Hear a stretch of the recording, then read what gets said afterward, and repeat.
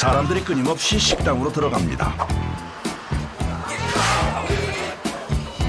이미 안은 벌써 손님들로 가득 차 있는데요. 모두들 상추에 뭔가를 싸서 열심히 드시고 계십니다.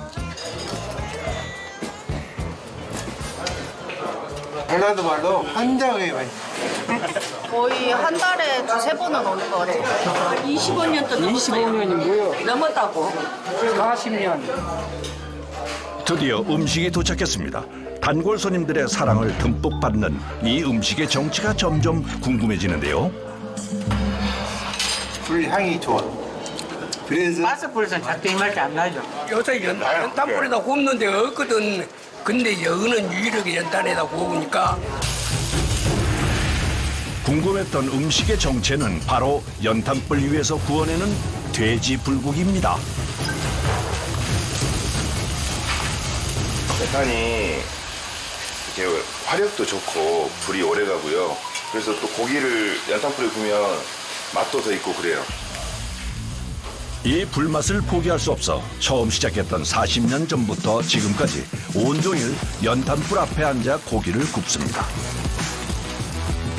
그런데 지금 고기를 손으로 뒤집는 건가요? 고기가 잘 익은가 안 익은가 보려고 손으로 굽고 만지면은 익은지 안 익은지 식감이 있지. 근데 이거 찔기로 하면은 그것을 이렇게 고기가 익은지 안 익은지를 잘 모르게 팬 뒤집고만 있어야 되니까. 고기를 찢어지지 않고 반듯하게 익히려고 손으로 굽기 시작했다는데요. 뜨거운 불 속에 거침없이 손을 넣어 뒤집습니다. 온도를 측정해보니 무려 371도입니다. 오래 이렇게 되고 있으면 많이 뜨거우니까 될 수도 있으니까 쉬지 않고 손을 빨리빨리 움직이잖아요. 그러면 이제 조금 나아요. 고기. 이렇게 손으로 구우면 힘이 들긴 하지만 고기의 식감도 좋아진다네요. 뿐만 아니라 화력이 좋은 연탄불에서 직화로 구워내기 때문에 고기의 불향이 배서 호불호 없이 남녀노소 누구나 좋아한다고 합니다. 아우 맛있겠다. 딱딱하지도 않고 고기가 부들부들하면서 맛이 좋아요. 연탄 이 향이 너무 좋아가지고 밤에 딱 누워 있으면 계속 생각나는 맛이에요. 연탄 불고기 맛의 비결을 알아보기 위해 다음 날 아침 다시 식당을 찾았습니다. 출근하자마자 제일 먼저 하는 일은 연탄불을 가는 일입니다. 저희가 휴가 때 빼고는 1년 내내 연탄불 이렇게 계속 살려놓고 있어요.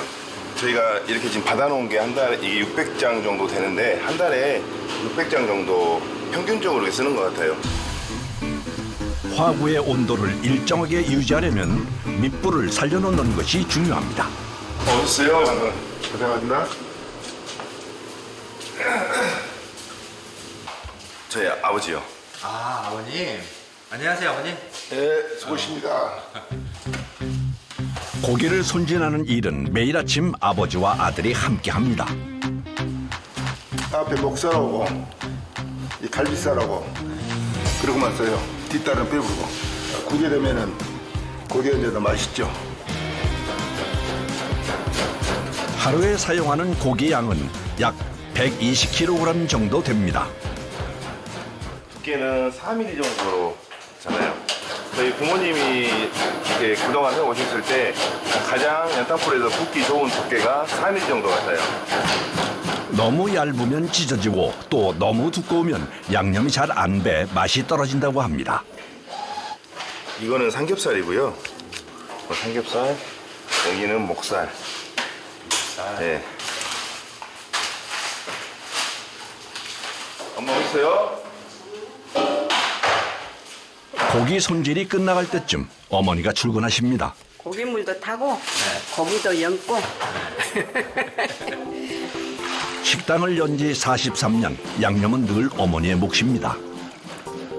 마늘, 생강, 춘장, 참기름, 간장, 고춧가루. 네. 어머님이 전담하시니 늘 같은 맛을 냅니다. 그런데 주방에 못 보던 분이 눈에 띄는데요. 어머니, 며느님이세요? 네. 며느님이 잘해요? 잘해 정말. 저녁쪽에 정말 집안일 하나 안 하고 왔거든요. 라면도 못 끓이고. 근데 지금은 맛집 사장 돼가지고 반찬은 다 하죠. 어머니가 가르쳐 주셔가지고. 고기에 양념을 하는 작업은 어머니와 며느리가 함께 합니다. 한 장 한 장 이렇게 떼야 양념이 들어가죠. 이것이 이렇게 한 장씩 안 하면 다음에 굴라고 연글 때 양념이 안 받으면 다 찢어지고 안 떨어져. 하루에 판매되는 고기는 약 500인분 정도. 생각보다 꽤 많은 양인데요.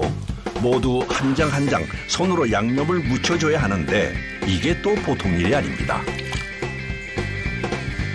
어머니 손 안 시려워요? 나 손이 깨질 것 같아요. 싫어. 어머니 저도 손 시려워요. 이걸 어떻게 했어? 이렇게 세월을. 완전 시려워요. 이거 잠깐 벗으면 이제 이런 데가 다 빠르게요. 저장고에서 막 나온 고기를 연길 때 손이 깨지기 싫었죠. 이렇게 빨개져 버리죠. 한여름에도 손이 이렇게 언답니다. 동상. 하나 묻히고 따뜻한 물 손에 녹였다가 하나 묻히고 따뜻한 물 손에 녹였다가 왔다 갔다. 드디어 양념을 묻히는 작업이 마무리됐습니다. 양념한 고기는 바로 숙성고로 이동합니다. 오늘 양념 넣은 건 이틀. 그래야 이제 양념이 잘 돼요. 그럼 매일 저렇게 하셔야겠네요? 그렇죠.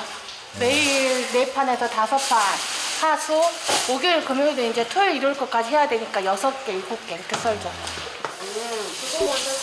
고기 양념을 끝내고는 반찬 준비를 시작합니다. 반찬을 싹 만들어. 산 것이 아무것도 없어. 우리는 반찬 다 만들어서 먹어. 좀 더 넣어. 그 초장. 반찬은 제철 재료들로 4-5가지 정도 나가는데요. 모두 매일 아침 직접 만듭니다. 특히 부추나 양파, 고추 같은 채소들은 어머니가 직접 텃밭에서 농사를 지어 사용하고 있습니다. 마지막으로 구수한 시래기 된장국까지 완성됐습니다. 그런데 중요한 반찬이 또 하나 남아있다네요. 투하젓 만들려고 생강 껍질 벗기고 있어요. 토하젓은 민물새우로 만든 젓갈인데요. 돼지고기와 잘 어울려 반찬으로 내고 있습니다. 사가시는 분들도 계셔가지고 일주일에 한 번은 만들어야 안 떨어져요. 그리고 이게 또 막 만든 것보다는 살짝 타가지고 맛이 들어야 더 맛있거든요. 토하젓은 조선시대 임금님께 진상될 만큼 귀한 음식이었다는데요. 맛도 좋지만 소하젓이라 불릴 만큼 소화에도 좋다고 알려져 있습니다. 고기 말고 젓갈도 드리고 반찬도 드리고 하다 보니까 손이 좀 많이 가는 게 많죠. 다 하나하나 다 사는 건 없어요. 반찬이든 토하젓이든 다 양념도 만들고 다 손으로 다 다듬어가지고 고기 말고도 많이 드리려고 하죠. 그렇다 보니 영업 시작 전에도 쉴 틈이 없습니다. 그런데 젓갈을 만들다 말고 밥은 왜 한 걸까요? 이거는 찹쌀로 밥을 한 거예요. 좀 이 찹쌀로 이렇게 밥을 조금 질게 해야지 숙성할 때 더 수월하게 숙성이 잘 돼요. 토하젓은 양념과 찹쌀밥을 함께 넣는데요. 보통 양념과 밥 비율이 2:1 정도가 맛있다고 합니다. 작업자가 무거워 보이는 통을 가지고 오는데요. 바로 민물새우입니다. 이 새우에 천일염을 넣어 간을 맞춰줍니다. 이제 이 토화를 저희가 선별하면서 그 짠맛이 좀 빠지니까 저희 소금으로 한 번 더 간을 해주는 거예요. 이제 미리 만들어 놓은 양념과 섞어주기만 하면 되는데요. 소금 간을 한 민물새우에 고춧가루와 각종 양념, 여기에 단맛을 내는 직접 만든 매실액까지 넣어 잘 섞어주면 토하젓이 완성됩니다. 일주일 정도 숙성하면 딱 먹기 좋은 상태가 된다네요. 전라도 분들이 특히 토화젓을 더 좋아하고요. 그리고 고기 먹을 때 같이 먹으면 소화도 잘 되고 훨씬 맛도 좋습니다.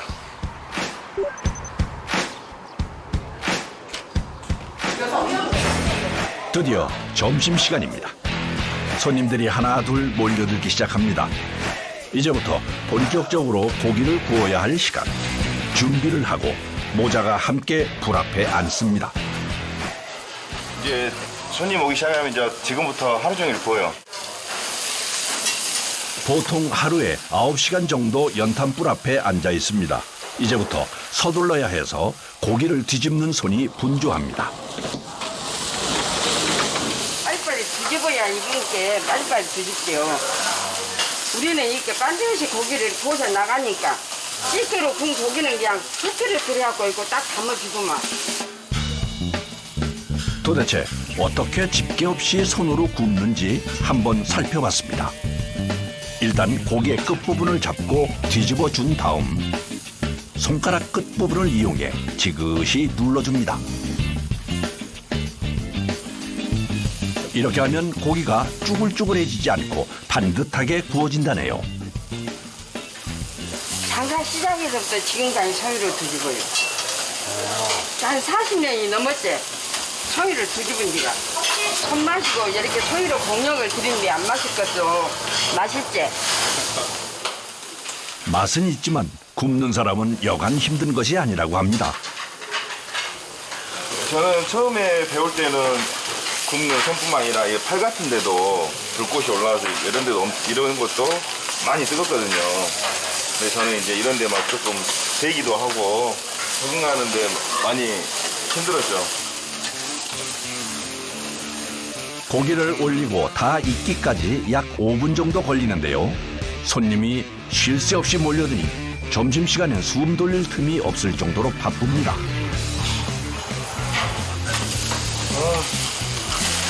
덥네. 더워. 더운 것이 제일 힘들지. 더운 것이. 이렇게 땀이 많이 난디.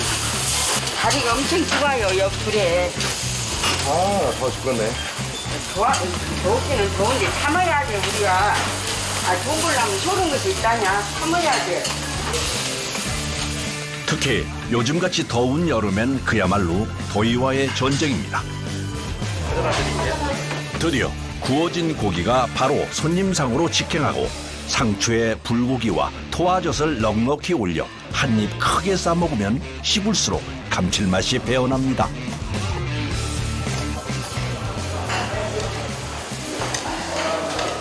고기가 다른 고기랑 다르게 불맛이 많이 나요.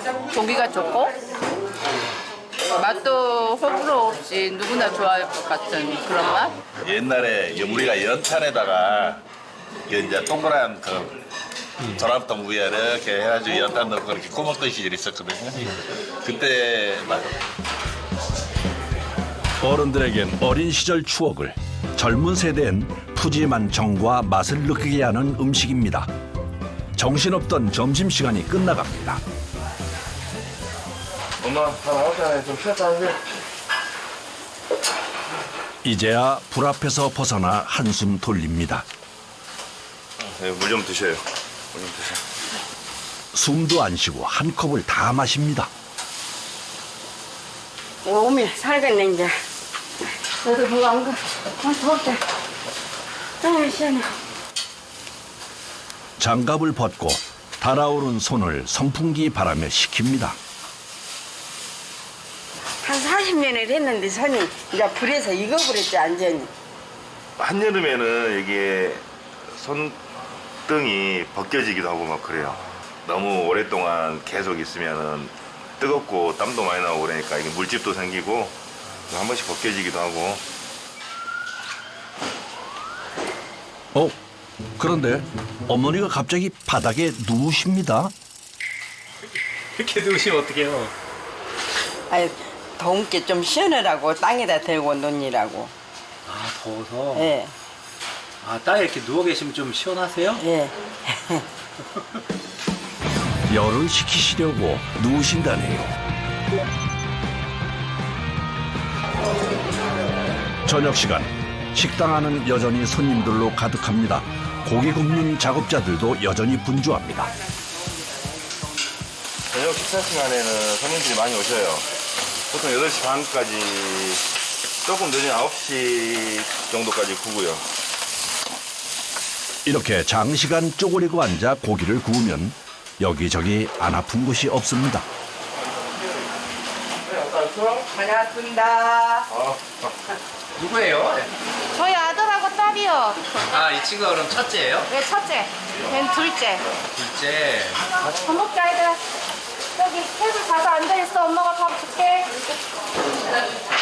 엄마 아빠가 모두 바쁘다 보니 하교 후 저녁은 오늘처럼 식당에서 먹을 때가 많습니다.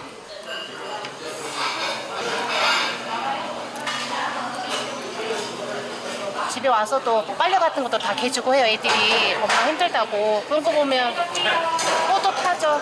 고맙기도 하고 미안하기도 하고. 울지 마. 갑자기 왜?